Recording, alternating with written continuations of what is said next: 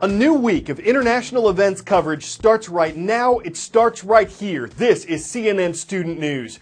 First story takes us to the nation of Turkey. Yesterday, thousands of people gathered in Turkish cities nationwide to mourn the victims of a terrorist attack. It was the deadliest in Turkish history, and it happened during a peace rally Saturday in the capital of Ankara. Police believe two suicide bombers detonated their weapons in a crowded area. At least 95 people were killed. Hundreds of others were wounded, some critically. No one has claimed responsibility for the blasts yet, but they could deepen divisions in an uneasy Turkish society. The country's been dealing with a number of issues. Europe's historic refugee crisis, the threat of international terrorism. Another is tension between Turkey's different ethnic groups. Turks compose about 70 to 75% of their country's population. Ethnic Kurds make up just under 20%. Other minorities around 10%. These attacks happened at an event designed to show unity among Turkey's ethnic groups. The country's prime minister says the blasts were an attack on that unity. Next up, the war in Afghanistan is the longest conflict the U.S. military has ever been involved in. It started under President George W. Bush on October 7, 2001, less than a month after the September 11th terrorist attacks on the U.S. Why Afghanistan? Its rulers at that time, a group called the Taliban, were giving the Al-Qaeda terrorist group a safe place to operate. Al-Qaeda was responsible for the attacks on the U.S. During a campaign event in 2012, President Barack Obama said he'd set a timetable to bring all U.S. troops home from Afghanistan by 2014. But 10,000 American forces remain there today, along with unique challenges for the U.S. military and its commander-in-chief. In many cases, the Afghan conflict has become the forgotten U.S. war.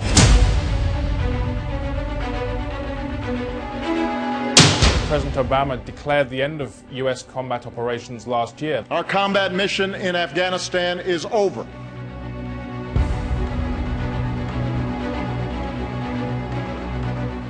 U.S. forces, especially air forces and special forces, have been in action supporting Afghan forces.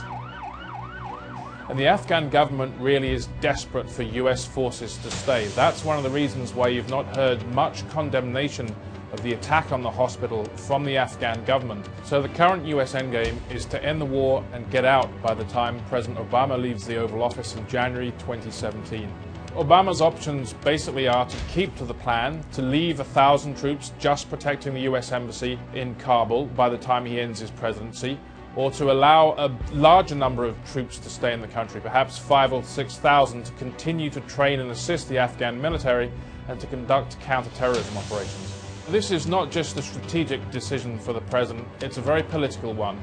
The central rationale of his campaign in 2008 was to get U.S. troops home from intractable foreign wars. We can end this war in Iraq, but also end the mindset that got us into war. He also said that the Afghan war was the right war for the United States to fight, and he pledged to win it. We should be in Afghanistan going after Al-Qaeda, not in Iraq. It would be quite a political climb down for the president to have to decide to leave U.S. troops in Afghanistan and to pass the war on to his successor.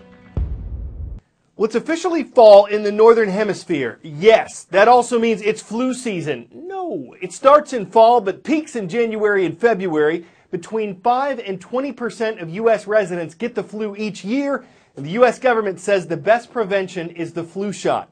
But it's not perfect. The vaccine covers a few different strains of the flu virus. If scientists pick the wrong strains, or if the virus mutates, as they say it did last year, the shot is considerably less effective.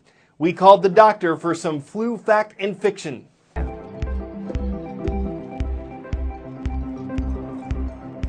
You can't get the flu from the flu shot. It's a dead virus. It can't actually cause flu.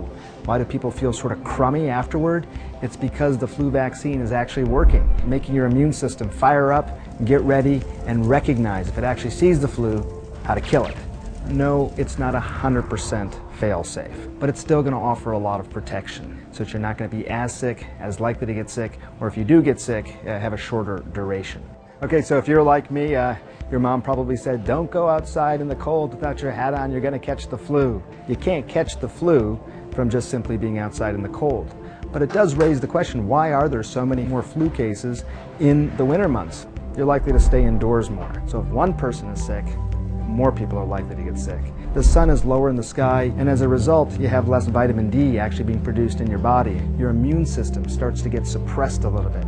You're more likely to get sick with the flu. The winter months tend to be lower humidity. Viruses like the flu virus, they like lower humidity. They're likely to live longer. So your mom may have been right. I mean, look, moms are always right, but maybe not for the reasons you originally thought.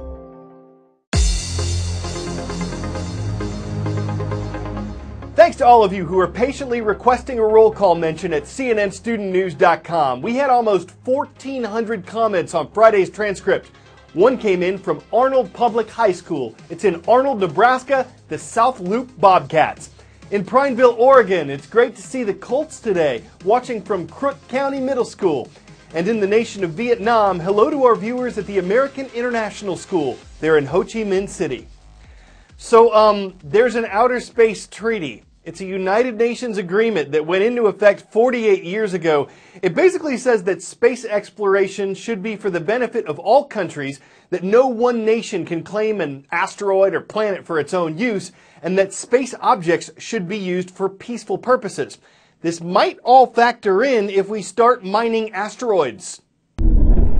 Life in space is happening, but if we want to move deeper into the dark, and possibly colonize planets, We have ignition. Liftoff. it's going to take more than rockets and spacesuits.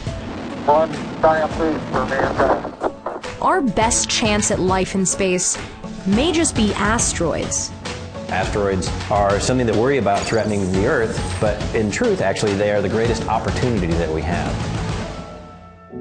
Chris Lewicki is an aerospace engineer who is obsessed with space. He's helped NASA land 2 rovers on Mars.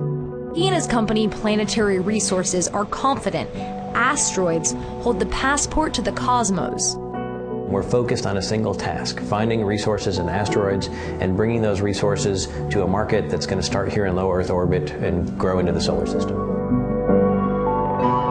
These are more than just chunks of rock. Many are packed with metals that Lewicki wants to mine for building materials. In fact, many of Earth's most valuable metals can also be found in asteroids. But the real treasure Lewicki's hunting is water. The discovery of oil and the way that it transformed the 20th century, we see the water and the fuel on asteroids as providing that same transformational capability for the 21st century. The idea is to build orbiting gas stations that harness the sun's power to split water into liquid oxygen and liquid hydrogen that would then be used for rocket fuel. That way, spaceships wouldn't have to carry all of their fuel with them and could top off at these cosmic filling stations, allowing them to go even deeper into space.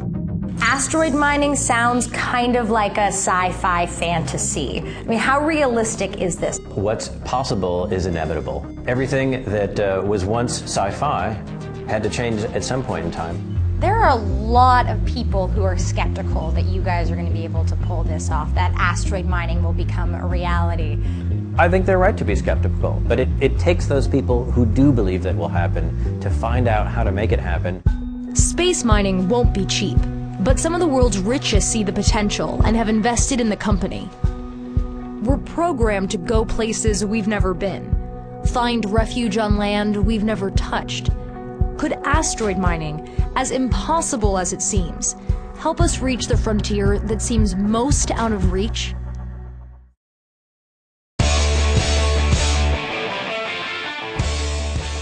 Might not seem too unbelievable to hear that a bulldog recently chased some bears off a family's porch. Here's the kicker. It's a French bulldog, a 20-pounder versus 3 young bears, one of them estimated to be a 100-pounder. The owner of this home in Southern California says bears often come down from the foothills in search of food, and that some neighbors actually break the law and feed them. But Jules the French bulldog, guard dog, and now bear dog is an unbearable and unbearleavable embarrassment to bears. It's totally unbear the way she brings to bear a ferocious attitude on her new assignment. I'm Carl Azus, and I can't bear to bring y'all any more puns.